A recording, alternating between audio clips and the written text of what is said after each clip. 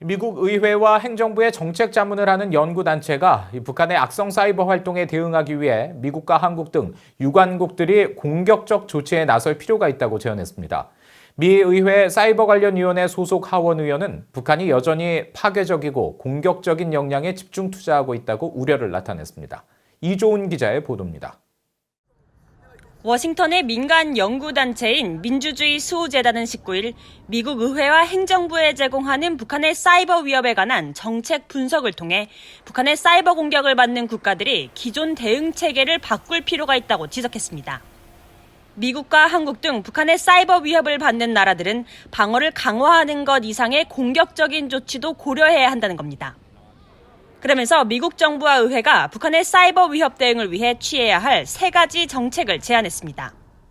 여기에는 북한의 해킹 조직과 이들의 재정을 지원하는 외부 기관에 대한 제재와 북한의 사이버 활동을 직접 지원하는 해외 기업에 대한 수사, 미국과 동맹국들이 북한 고위층을 겨냥한 사이버 정보 작전을 고려할 필요가 있다는 내용이 포함됐습니다.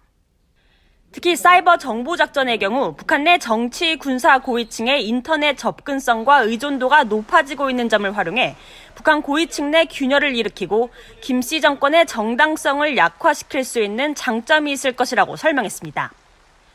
또 북한의 사이버 활동 지원 의혹으로 수사가 필요한 해외 기업으로 러시아 국영 통신업체 트랜스텔레콤을 지목하면서 이 업체가 북한의 새로운 인터넷 접속 서비스를 제공함으로써 북한 고위층의 인터넷 활동을 돕고 있다고 지적했습니다.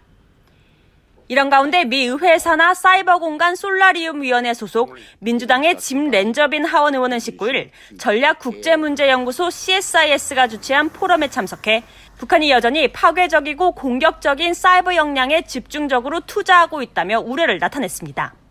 North Korea has invested heavily in disruptive and malign and offensive cyber capabilities, and as have Russia, China, Iran, as well as other nations. But those are the top 4 that give me the most concern. 렌저빈 의원은 그러면서 미국 정부 내 사이버 안보 담당 부서와 사이버 담당 차관보 직책 신설을 검토해야 한다고 강조했습니다. 북한은 사이버 공격 도구를 직접 개발할 뿐 아니라 대리인, 제3자와 협력해 공격적인 사이버 작전을 시행할 수 있다면서 기소와 제재 등 가용한 모든 방법의 대응과 국제 파트너들의 협력이 중요한 만큼 이를 조율하기 위한 정보 조직이 필요하다는 겁니다. VOA 뉴스 이조은입니다.